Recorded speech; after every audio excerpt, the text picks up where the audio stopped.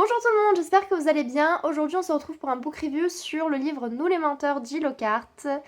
C'est une relecture, je l'avais déjà lu il y a 5-6 ans en version française et j'ai décidé de le relire mais cette fois-ci dans sa version originale pour voir si ce sera toujours plus ou moins un coup de cœur car à l'époque j'avais énormément aimé.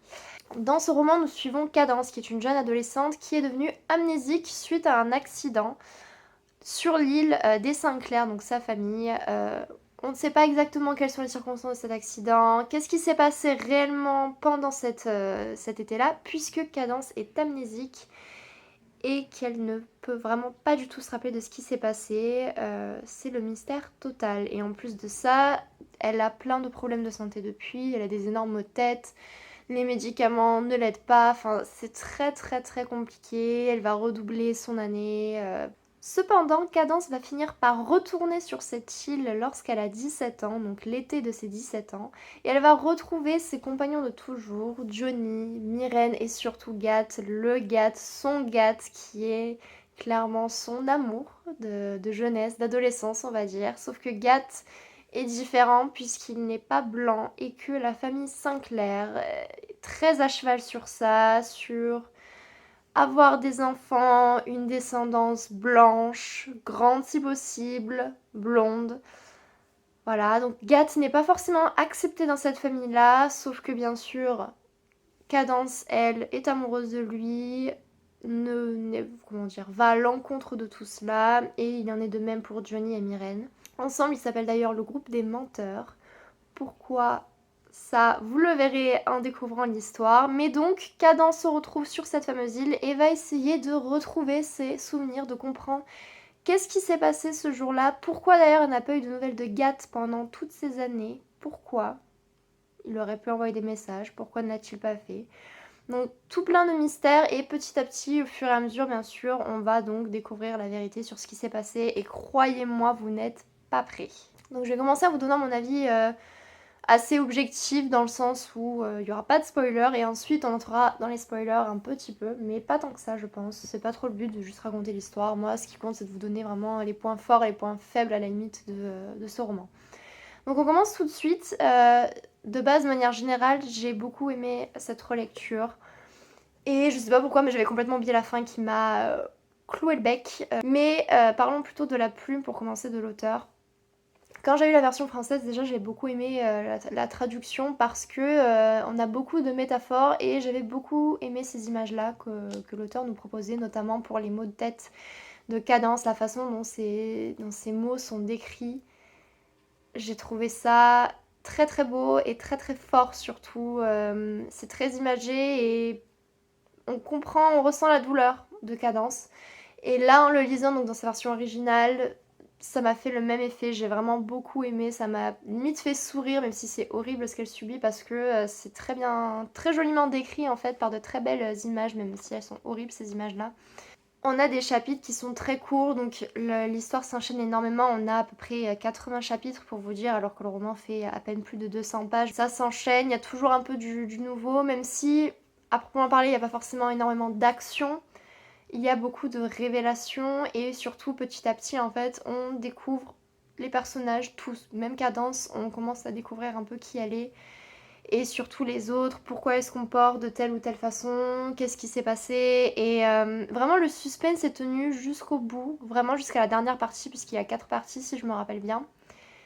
Et personnellement, je n'ai pas du tout vu la fin arriver. Et pourtant, c'est une relecture, hein, donc je me rappelais même plus de comment ça se terminait le roman. Mais vraiment, pour moi, il n'y a pas d'indice assez fort ou assez clair pour réussir à deviner la fin et à deviner donc qu'est-ce qui s'est passé il y a 2 ans. Les personnages en eux-mêmes sont pour certains très attachants, pour d'autres assez détestables, mais c'est fait exprès, on le sent. La famille, de manière générale, la famille Sinclair, donc qui est une famille assez raciste, hein, on va pas se mentir, bah forcément tout est fait pour qu'on les déteste. Il y a vraiment cette notion, ce thème que j'ai beaucoup aimé de l'héritage, qui est clairement quelque chose de, comment dire, auquel on peut tous plus ou moins s'associer. Parce que l'on soit riche ou pauvre, l'héritage souvent divise les familles, voire les détruit, les brise. Et là, dans ce cas de famille riche, on voit voilà comment des liens fraternels peuvent se retrouver complètement fragilisés. Et c'est là où on se dit que parfois l'argent dépasse les liens qu'on est censé avoir avec d'autres personnes, puisque ces gens-là là-bas sont censés être proches, sont censés s'aimer. Et là, ils sont prêts à se détruire juste pour récupérer de l'argent, même pour la mémoire de la personne morte, de se battre sur son argent comme ça. C'est vrai que ça peut rendre colérique quand on lit ce roman-là, on peut se dire c'est quoi ces personnes, mais en même temps, pour avoir vu même de ma propre expérience personnelle des personnes dans ma famille faire ce genre de choses, se battre pour de l'argent, et puis c'est un cas tellement courant, c'est pas que je comprends ce que ces gens-là font, mais disons que ça ne me choque pas tant que ça, parce que je me dis malheureusement c'est la réalité, et ça n'arrive pas que chez les gens riches, ce genre d'événement malheureusement, même les gens les plus pauvres parfois vont justement se battre pour ce genre d'histoire. Donc vraiment, on a le thème de l'héritage qui est central, et ce que j'aime beaucoup en fait, c'est l'importance des enfants dans justement cette question de comment on fait pour obtenir les faveurs du doyen, donc du grand-père Sinclair, pour qu'il nous mette sur son testament, et puis pour qu'on puisse avoir les maisons et ci et ça. Et en fait, et c'est là que c'est ça que j'ai bien aimé, parce que c'est bon, c'est horrible, mais j'ai bien aimé comment ça a été développé, c'est que les mamans, donc les enfants du grand-père, utilisent leurs propres enfants, donc les petits-enfants, pour essayer de manipuler en fait leur doyen, mais qui en fait lui-même semble être un très très grand manipulateur, et c'est ça aussi que j'ai bien aimé, c'est la façon dont chacun essaye de se manipuler les uns les autres en fait, mais personne ne comprend en fait que les autres aussi sont très malins, ou qu'au contraire eux-mêmes se font manipuler. Après, j'aime beaucoup parce que à travers les enfants en fait, on va avoir justement donc le thème de l'argent qui va être abordé, et notamment du capitalisme,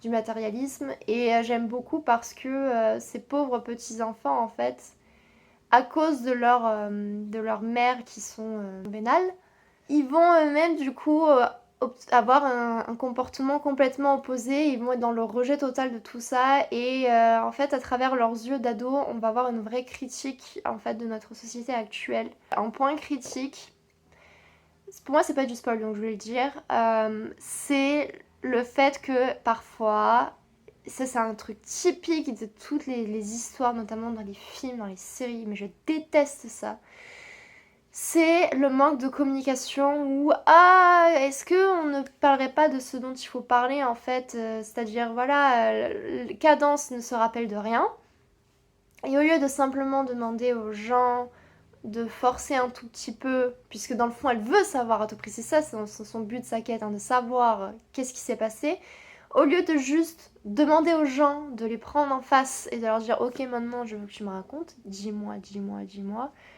Cadence elle est là genre ah non je demande pas, ouais puis je vais pas forcer, nanana, même si je meurs d'envie, que je veux trop savoir, que j'en fais toute une enquête, que je note des post-it et tout, ah c'est vrai moi les gens ils mettent des disquettes et tout, oh bon bah vas-y, ouais je vais pas forcer.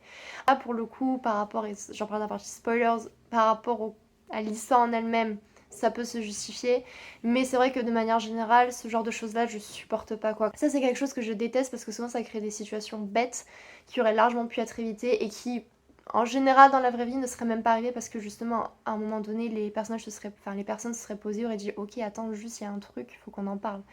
Sinon un autre point de critique peut-être, les personnages en eux-mêmes, les adolescents, me paraissent beaucoup trop matures pour leur âge. Certains sont très très très cultivés.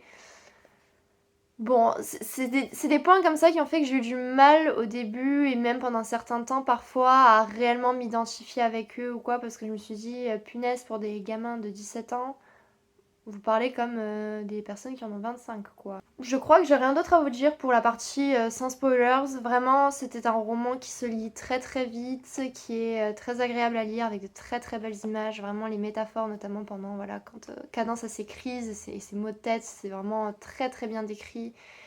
Et vraiment, j'ai l'impression que pour le coup, la souffrance de quelqu'un a très bien été transmise. Souvent, c'est dur de décrire une souffrance physique que l'on ressent. Et là, je trouve que vraiment l'auteur dans ce livre-là arrive très très bien à nous faire comprendre et à nous faire imaginer cette douleur. Et c'est pour ça que ça m'a vraiment autant plu, autant marqué. Donc passons à la partie spoilers. La fin qui justifie pourquoi il y a eu des quiproquos, pourquoi les gens ne se disent pas les choses directement, c'est que en fait Cadence à imaginer ses amis, tout était dans sa tête, donc un peu une sorte de... je sais pas si on pourrait comparer ça avec la schizophrénie, mais en tout cas un trouble de la personnalité, une dissociation. Elle les imaginait parce que Gat, Johnny, Myrène, ils sont morts. Ils sont morts l'été de ses 15 ans dans un incendie parce qu'ils avaient décidé, sur son idée à la cadence, de brûler l'une des maisons des Sinclair comme symbole de justement ce rejet de cet univers-là et aussi pour essayer justement de rapprocher les membres de la famille qui étaient en train de se disputer cette histoire d'héritage. Eux, ce qu'ils voulaient, c'était justement supprimer tous ces objets-là, toute cette valeur, tout cet argent en fait, pour justement réunir ces personnes-là, sauf que ça a dégénéré, grosso modo, et Cadence a été la seule survivante, et c'est un peu clairement de sa faute si les autres sont morts. Et donc, Cadence est la seule survivante de cet horrible événement. L'on finit donc par revivre quand Cadence vraiment se rappelle de tout et qu'elle se rend compte que bah en fait, oui, ils sont morts, ils ne sont plus là, et depuis le départ, elle les imagine. Après, c'est un peu ambigu cette fin, et c'est pour ça, si vous avez lu le roman, je serais très intéressée d'avoir votre avis. Dites-moi dans les commentaires comment vous avez interprété la fin. Dans le sens, est-ce qu'il y a un côté un peu surnaturel, ou non, c'est vraiment juste dans sa tête, elle qui imagine tout? Parce que comme l'auteur le présente, on dirait un peu que c'est comme si, oui, ils sont morts, mais leurs esprits étaient encore un peu là. Donc est-ce que c'est vraiment ça, ou est-ce que c'est juste, non, elle qui les a toujours imaginés dans sa tête, qui a vraiment cette dissociation avec le réel, et qui, une fois qu'elle a enfin... une fois que son cerveau a enfin été en mesure en fait de voir la vérité en face et qu'elle a enfin été en mesure d'affronter ce qui s'est passé, elle a réussi justement à se défaire donc de ces troubles-là et à laisser partir donc ses esprits, ces images dans sa tête. Pour moi, c'est plus la deuxième option. En dernier point pour la partie spoiler, ce que je vais aborder à la limite très rapidement, c'est la relation entre Gat et Cadence, qui est une relation plutôt mignonne, attendrissante. Mais voilà, le fait qu'il y a justement, comme je vous ai dit, ces histoires de quiproquos où les personnages ne se disent pas les vérités, c'était quand même assez agaçant parce que c'était souvent ça entre Gat et Cadence, où Gat est en mode non mais ce sera jamais comme avant, non mais je suis pas bien pour toi, ou non mais on peut pas, mais si, torturer, mais je ne te dis pas et je pars en courant. C'est vrai que ça c'était un peu agaçant. Parce que à chaque fois on se dit mais bordel, Gat, c'est quand que tu vas juste finir par parler des choses et arrêter de faire celui qui oui non mais tu comprends pas, on peut pas et nana. Parle en fait, parle. C'est donc tout pour cette vidéo, j'espère qu'elle vous aura plu. Si vous avez lu ce roman, n'hésitez pas dans les commentaires. Ça m'intéresse vraiment à me dire ce que vous en avez pensé, notamment votre interprétation pour la fin. Si vous avez été comment dire, touché par ces thèmes justement de l'héritage, des liens familiaux, du capitalisme, ces réflexions-là. Ce que vous avez pensé de la bande des menteurs, est-ce qu'ils étaient convaincants ou pas pour vous au niveau de leur personnalité, le développement. Puis voilà, ce que vous avez pensé de cette fin tragique, est-ce que pour vous elle l'était ou pas. Si vous n'avez pas lu ce roman, j'espère qu'il vous donnera, enfin que ma vidéo vous donnera envie de le lire. On se retrouve la semaine prochaine pour un autre book review. En attendant, portez-vous bien et à très bientôt.